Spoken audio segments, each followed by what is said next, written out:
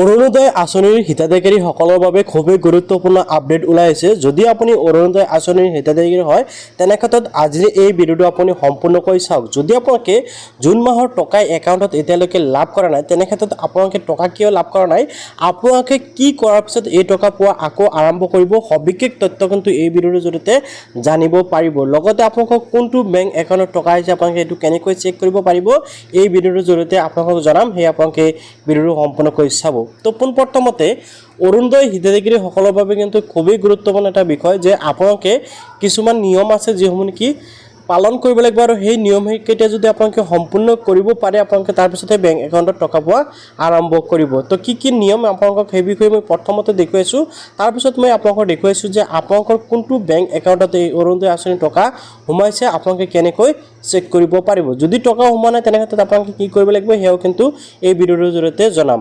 এটা অতিকৈ গুৰুত্বপূৰ্ণ বিষয় যে আপোনালোকৰ মাজৰ পৰা কিন্তু বহুত সংখ্যক মানুহৰে দুটা তিনিটা বা ততোধিক একাউণ্ট থাকে। যদি আপোনালোকৰ এটা একাউণ্ট আছে তেনে ক্ষেত্ৰত কোনো ধৰণৰ সমস্যা নাই। যদি আপোনালোকৰ অধিক একাউণ্ট আছে, ততোধিক একাউণ্ট আছে তেনে ক্ষেত্ৰত কিন্তু আপোনালোকে এটা গুৰুত্বপূৰ্ণ বিষয় এটা চেক কৰিব লাগিব, যিটো চেক কৰাৰ পিছত আপুনি নিশ্চিত হ'ব পাৰিব যে আপোনাৰ কোনটো বেংক একাউণ্টত টকা আহিছে। মানে এনেকুৱা বহুত মানুহৰ হৈছে যে এটা বেংক একাউণ্ট অৰুণোদয় আঁচনি দিছিল কিন্তু আন এটা বেংক একাউণ্টত টকাটো সোমাইছে। চ' এনেকুৱা যদি আপোনালোকৰ হৈছে বা আপোনালোকে কেনেকৈ চেক কৰিব পাৰিব যে আপোনাৰ কোনটো বেংক একাউণ্টত টকা আহিছে সেইটো মই প্ৰথমতে দেখুৱাই আছোঁ।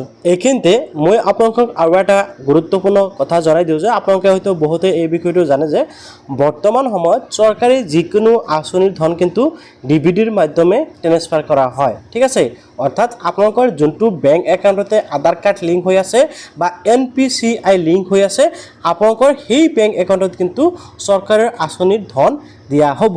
তো এতিয়া আপুনি যদি অৰুণোদয় আঁচনিৰ লগত কোনো এটা বেংক একাউণ্ট দি ৰাখিছে সেইটো যদি আপোনাৰ আধাৰ লিংক হৈ থকা নাই তেনে ক্ষেত্ৰত আপোনাৰ যোনটো বেংক একাউণ্টতে অৰুণোদয় আঁচনি লিংক মানে আধাৰ লিংক হৈছে সেইটোতহে অৰুণোদয় আঁচনিৰ টকা সোমাব। এতিয়া আপুনি এবাৰ চেক কৰি লওক যে আপোনাৰ কোনটো বেংক একাউণ্টতে NPCI বা আধাৰ লিংক হৈ আছে।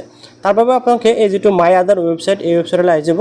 এই ৱেবছাইটলৈ অহাৰ পিছত আপোনালোকে এনেকুৱাকৈ দেখিবলৈ পাব, স্ক্ৰল ডাউন হৈ আহিব। স্ক্ৰল ডাউন হৈ আহি আপোনালোকে এটা অপশ্যন পাব বেংক চিডিং ষ্টেটাছ। আপোনালোকে জাষ্ট এই বেংক চিডিং ষ্টেটাছ অপশ্যনৰ ওপৰত ক্লিক কৰি দিয়ক। ক্লিক কৰাৰ পিছত কিন্তু ইয়াতে এটা অপশ্যন আহিব, সেইটো হ'ল আধাৰ ইণ্টাৰ আধাৰ নাম্বাৰ আৰু কেপচা দেখিবলৈ আছে। এই কেপচাটো আপোনালোকে লগইন উইথ OTP অপশ্যনত ক্লিক কৰিব। কেপচা বহাই দিয়াৰ পিছত আপোনালোকে লগইন উইথ OTP অপশ্যনত ক্লিক কৰিব। মই ইয়াতে কেপচাটো মিছ হৈছে। কেপচাটো বহাই দিয়াৰ পিছত লগইন উইথ OTP অপশ্যনত যেতিয়া ক্লিক কৰিব আপোনাৰ আধাৰৰ সৈতে লিংক হৈ থকা মোবাইলত কিন্তু OTP এটা আহিব। তো আপোনালোকে সেই OTPটো জাষ্ট ইয়াতে বহাই লগইন অপশ্যনত ক্লিক কৰিব লাগিব। ঠিক আছে, মই জাষ্ট OTPটো ইয়াতে বহাই দিম। OTPটো বহাই দিয়াৰ পিছত আপোনালোকে জাষ্ট লগইন অপশ্যনত ক্লিক কৰি দিব। অ'কে, লগইন অপশ্যনত ক্লিক কৰাৰ পিছত আকৌ আপোনালোকৰ সন্মুখত চেম প্ৰচেছ আহি যাব, বাট ইয়াতে আপোনাৰ আধাৰ লগইনটো হৈ গৈছে। এতিয়া জাষ্ট আপোনালোকে আকৌ স্ক্ৰল ডাউন হৈ আহিব। স্ক্ৰল ডাউন হোৱাৰ পিছত আপোনালোকে আকৌ বেংক চিডিং ষ্টেটাছ অপশ্যনত ক্লিক কৰি দিয়ক। অ'কে, ক্লিক কৰাৰ লগে লগে চাওক congratulation your Aadhaar bank mapping has been done এনেকুৱাকৈ লিখা আহিছে। আৰু ইয়াতে চাওক আপোনালোকৰ কোনটো বেংক একাউণ্টতে আধাৰটো লিংক হৈ আছে। ইয়াতে চাওক মোৰ কিন্তু ষ্টেট বেংক অফ ইণ্ডিয়াৰ আধাৰটো লিংক হৈ আছে, এনেকুৱাকৈ NPCI লিংক হৈ আছে। তো আপোনালোকে এনেকুৱাকৈ চেক কৰিব যে আপোনাৰ কোনটো বেংক একাউণ্টতে আধাৰ লিংক হৈ আছে। যদি আপোনালোকৰ একাধিক বেংক একাউণ্ট আছে তেনে ক্ষেত্ৰত আপোনালোকৰ এই সমস্যাটো হ'ব পাৰে। আপুনি এবাৰ চেক কৰিব যে আপোনাৰ কোন বেংক একাউণ্টতে আধাৰ কাৰ্ডটো মেপিং হৈছে বা NPCI লিংক হৈ আছে। অ'কে, যদি আপোনাৰ এটা বেংক একাউণ্ট তেনে ক্ষেত্ৰত হয়তো এনেকুৱা নহ'ব। তেনে ক্ষেত্ৰত আপোনালোকে ইয়াতে আহি চেক কৰিব যে আপোনাৰ বেংক একাউণ্টতে আধাৰটো লিংক হৈ আছে নাই। যদি লিংক হৈ আছে তেনে ক্ষেত্ৰত আপোনালোকে একো চিন্তা কৰিবলগীয়া নাই। তো এতিয়া আপোনালোকৰ যদি আধাৰ লিংক নাই তেনে ক্ষেত্ৰত আপোনালোকে বেংক একাউণ্টতে আধাৰ কেনেকৈ লিংক কৰিব পাৰিব সেই বিষয়ে মই অলৰেডি ভিডিঅ' বনাই ৰাখিছোঁ। আপোনালোকে সেই ভিডিঅ' চাই কিন্তু এতিয়া অতি সহজতে আপুনি ঘৰত বহি আপোনাৰ মোবাইলটো ব্যৱহাৰ কৰি আপোনাৰ বেংক একাউণ্টতে আধাৰ কাৰ্ডটো লিংক কৰিব পাৰিব। তো মই কিছুদিন আগতে মোৰটো লিংক কৰিছোঁ, লগতে ভিডিঅ' এটা বনাই দিছিলোঁ। চ' আপোনালোকে সেই ভিডিঅ'টো চাব পাৰে। তো সেই ভিডিঅ'ৰ লিংক মই এই ভিডিঅ'ৰ ডিছক্ৰিপশ্যনত দি থ'ম।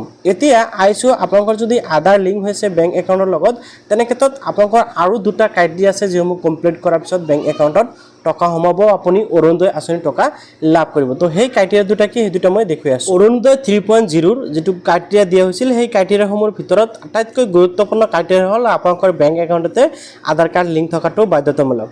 তাৰপিছত ইয়াতে হৈছে আধাৰ সংযুক্ত বৈধ ৰেচন কাৰ্ড থকাটো বাধ্যতামূলক, অৰ্থাৎ আপোনালোকৰ ৰেচন কাৰ্ডৰ সৈতে আধাৰ কাৰ্ডটো লিংক থকাটো বাধ্যতামূলক, তেতিয়াহে আপোনালোকে অৰুণোদয় আঁচনিৰ টকাটো লাভ কৰিব। দ্বিতীয় হ'ল যে আপুনি অসমৰ স্থায়ী বাসিন্দা হ'ব লাগিব, তেতিয়াহে আপোনালোকে আপোনাৰ অৰুণোদয় আঁচনিৰ টকা লাভ কৰিব। ইয়াৰ উপৰিও কিন্তু আৰু কিছুমান নীতি নিয়ম আছে যিসমূহ আপোনালোকে চাব লাগিব। তো কি কি নীতি নিয়ম আছে সেইসমূহ আপোনালোকক দেখুৱাই আছোঁ।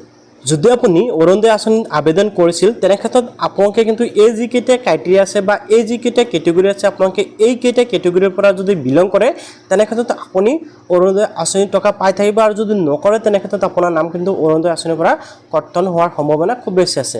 তো প্ৰথমতে আছে উইণ্ডো এজ 35+ হ'ব লাগিব, তাৰপিছত আছে দিব্যাংগজন, তাৰপিছত আছে ডিভ'ৰ্চ মহিলা যিসকল নেকি ডিভ'ৰ্চ হৈ আছে সেইসকলে, তাৰপিছত ওমেন AAY বেনিফিচিয়াৰী অৰ্থাৎ যিসকল নেকি AAY ৰেচন কাৰ্ড আছে, আনমেৰিড ওমেন যিসকলৰ নেকি 45 বছৰ ওপৰত হৈছে, registered women living in government register old age home institute, যিসকল মহিলাই নেকি বৃদ্ধ আশ্ৰমত আছে বা ইনষ্টিটিউট আছে চৰকাৰী বৃদ্ধাশ্ৰমত সেইসকলৰ, তাৰপিছত যিসকলৰ পৰিয়ালে নেকি 2 লাখতকৈ কম ইনকাম কৰে সেইসকল, লগতে ডিষ্ট্ৰিক্ট ওমেন লিভিং অন অলাম, যিসকল মহিলা নেকি অকলশৰীয়াকৈ বসবাস কৰে।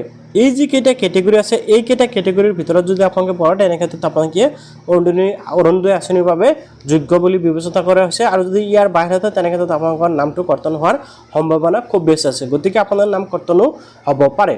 তো ভিডিঅ'টো ভাল পালে আপোনালোকে নিশ্চয় লাইক কৰিব আৰু চেনেলটো ছাবস্ক্ৰাইব কৰিবলৈ পাহৰি নাযাব।